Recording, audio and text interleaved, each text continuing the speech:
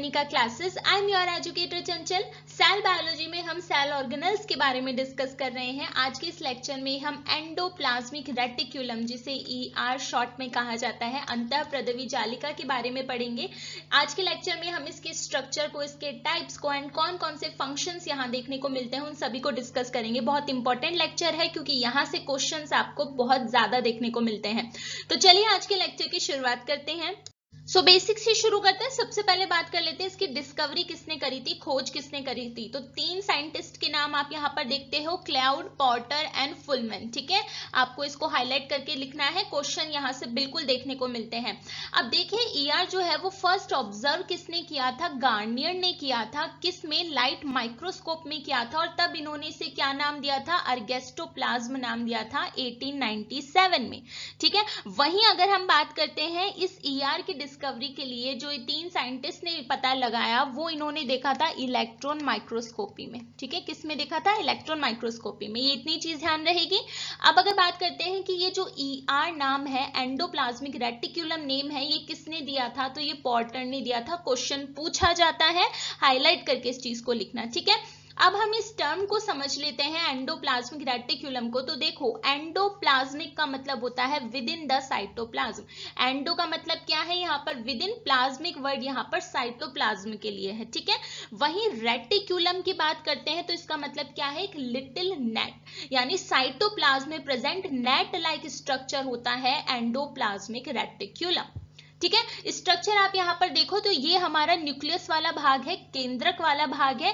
इसके बाहरी आवरण से, आउटर मेम्ब्रेन से जुड़ी हुई रहती है हमारी एंडोप्लाज्मिक रेटिक्यूलम या अंतःप्रद्रवी जालिका. इसके 2 टाइप्स होते हैं, वन बाय वन अब इसको डिटेल में समझते हैं. क्लियर है यहाँ तक. तो अब देखिए, largest single membrane bound organelle होता है ER. इसको जो है हाईलाइट करके लिखना, क्वेश्चंस पूछे जाते हैं. ठीक है, सबसे पहला तो ये लार्जेस्ट होता है, दूसरा सिंगल मेम्ब्रेन बाउंड होता है. जैसे अगर हम माइटोकॉन्ड्रिया पढ़ा, हमने न्यूक्लियस पढ़ा, तो हमने क्या देखा कि वो डबल मेम्ब्रेन वाले थे. ठीक है, बट यहाँ पर क्या होता है, ER सिंगल मेम्ब्रेन वाला ऑर्गेनल होता है, वो भी लार्जेस्ट है. ठीक है, अब ये क्या करता है, इंटरकनेक्टेड नेटवर्क बनाता है फ्लैटेंड मेम्ब्रेन इनक्लोज्ड सेक्स का, जिन्हें हम क्या कहते हैं, सिस्टर्नी कहते हैं रफ ER के केस में. वहीं अगर हम बात करते हैं स्मूथ ER की, तो वहां पर ट्यूबुलर स्ट्रक्चर होती है. रफ ER में क्या कैसा होता है, कुछ इस तरीके से हमारी स्ट्रक्चर देखने को मिलती है. राइट, वहीं अगर हम बात करते हैं किसकी, स्मूथ ER की, तो स्मूथ ER में हमें कैसे देखने को मिलती है, ट्यूब्यूल्स देखने को मिलती है इस तरीके से. अभी स्ट्रक्चर में हमने देखी थी, यहां तक क्लियर है. अब देखो, जैसा हमने देखा कि जो रफ ER, हमारा ये जो ER होता है, इसकी मेम्ब्रेन कंटिन्यूअस होती है, किसके साथ, आउटर न्यूक्लियर मेम्ब्रेन के साथ जुड़ी हुई रहती है. तभी तो हमने देखा था कि आउटर न्यूक्लियर मेम्ब्रेन पर भी हमें क्या देखने को मिले थे, राइबोसोम्स की प्रेजेंस देखने को मिली थी. राइट, आगे देखो, इनक्लोज्ड कंपार्टमेंट जो होता है, अब हमने देखा कि भाई मेम्ब्रेन बाउंड ये ऑर्गेनल है, तो उसके अंदर का जो कंपार्टमेंट है हम उसे क्या कहते हैं, ER ल्यूमेन यहाँ पर कहा जाता है. इतनी चीज क्लियर है. वहीं एक एक्स्ट्रा पॉइंट यहाँ पे स्टार मार्क करके लिख लेना कि जो RBC होती है, रेड ब्लड सेल्स होती है, उसके अलावा जो हमारे स्पर्मेटोजोआ होते हैं, स्पर्मेटोजोआ, इन सब में क्या होता है, इन सब में हमें जो है हमारा ER देखने को नहीं मिलता. एंडोप्लाज्मिक रेटिक्यूलम की एब्सेंस होती है RBC एंड स्पर्मेटोजोआ में. क्लियर है यहाँ तक. सो अब इसके टाइप्स की हम यहाँ पर बात कर लेते हैं. देखिए, 2 तरीके से हमें रफ ER देखने को मिलती है. 2 टाइप्स इसके होते हैं, 2 प्रकार होते हैं. एक होता है रफ ER, दूसरा होता है स्मूथ ER. रफ ER को ग्रैन्युलर भी कहा जाता है, कणीय संरचना भी कहते हैं, और अग्रैन्युलर हमारे स्मूथ ER होते हैं. ऐसा क्यों है, देखो, रफ ER की जो सरफेस होती है उस पर कुछ ग्रैन्यूल्स प्रेजेंट होते हैं, कण उपस्थित होते हैं, जिन्हें हम क्या कहते हैं, राइबोसोम. क्या कहेंगे, राइबोसोम कहते हैं. ठीक है, अब किसी सरफेस पर अगर छोटे छोटे ये कण राइबोसोम प्रेजेंट है, तो उसकी सरफेस कैसी हो जाएगी, खुरदरी हो जाएगी, रफ हो जाएगी, इसीलिए इसको क्या कहते हैं, रफ ER कहते हैं.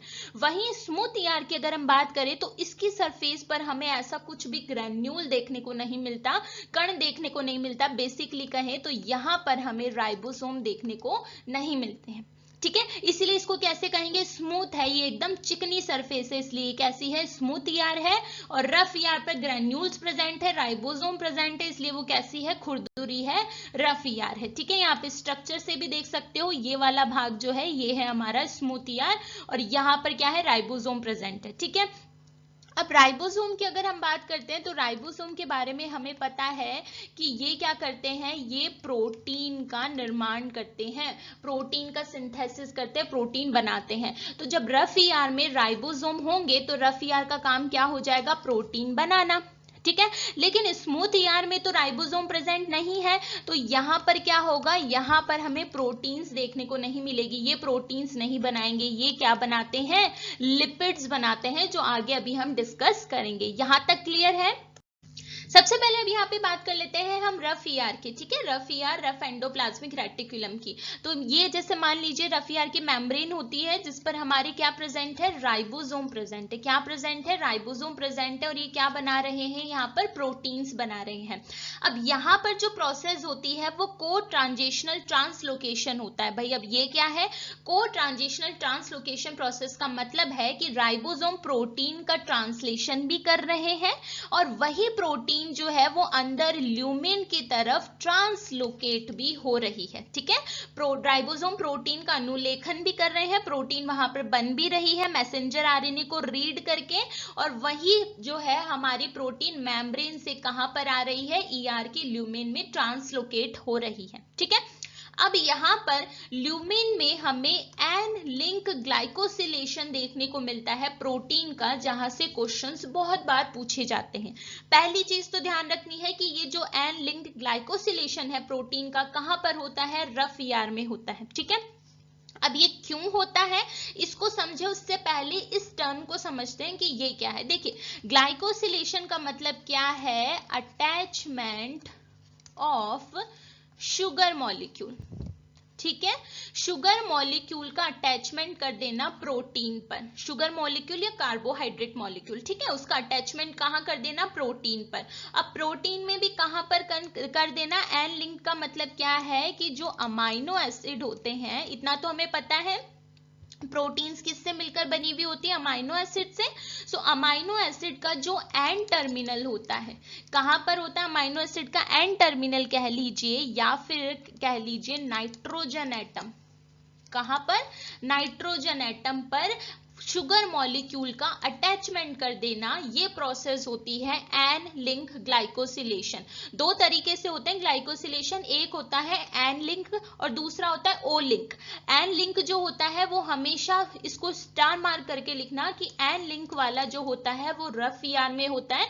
जब हम गोल्जी पढ़ेंगे तब हम देखेंगे ओ लिंक ग्लाइकोसिलेशन प्रोटीन का वहां पर होता है। बहुत बार यहां से प्रश्न पूछा गया है, तो स्टार मार्क करके इस चीज को लिख लेना है। ठीक है, अब हम आगे इसको पढ़े उससे पहले ये देख लेते हैं कि आखिर जरूरत क्या होती है कि हम इस प्रोटीन पर शुगर मॉलिक्यूल को अटैच करें। तो इसके तीन कारण हैं। पहला रीजन है कि प्रोटीन जो है वो प्रॉपर वहां पर फोल्ड हो सके। ठीक है, प्रोटीन की फोल्डिंग प्रॉपरली हो सके, इसका एक रीजन है कि यहां पर क्या कर दिया जाता है, शुगर मॉलिक्यूल को अटैच कर दिया जाता है।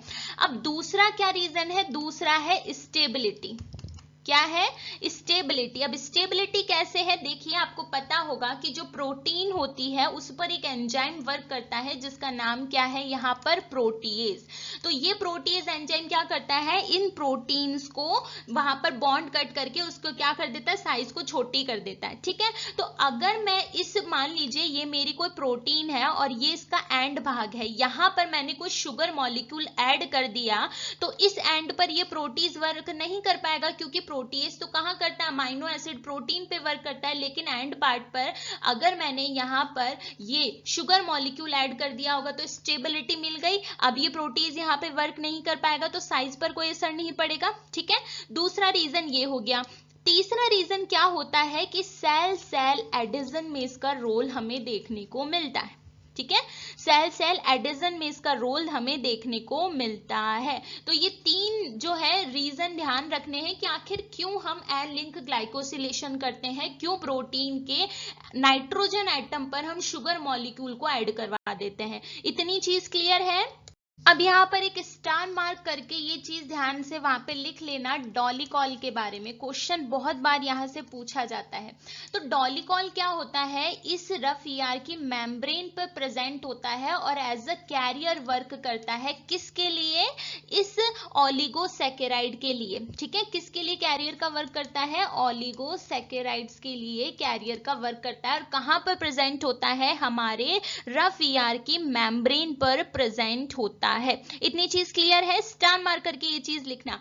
अब अगर हम बात करते हैं इस ओलिगोसैकेराइड की, जिसको हमने प्रोटीन के एंड पर ऐड किया है, इसमें क्या क्या प्रेजेंट होते हैं, तो तीन चीजें आपको यहां पर लिखनी है। पहला, यहां पर 3 ग्लूकोज के मॉलिक्यूल होते हैं। कितने, 3 ग्लूकोज के मॉलिक्यूल होते हैं। 9 यहां पर मैनोज के मॉलिक्यूल होते हैं और 2 मॉलिक्यूल होते हैं यहां पर एन एसिटाइल ग्लूकोज अमाइन के। ठीक है, स्टार मार्क करके ये चीज लिखना कि जो प्रोटीन के एन एंड पर हम ओलिगोसैकेराइड ऐड कर रहे हैं उसमें होता क्या क्या है। तो 3 ग्लूकोज के मॉलिक्यूल होते हैं, 9 मैनोज के होते हैं, 2 molecule N acetyl glucose amine के होते हैं। और इस ग्लूकोज के लिए एज अ कैरियर कौन फंक्शन करता है, डॉलिकॉल फंक्शन करता है, जो कहां प्रेजेंट होता है, रफ ईआर की मेम्ब्रेन पर प्रेजेंट होता है। इतनी चीज क्लियर है।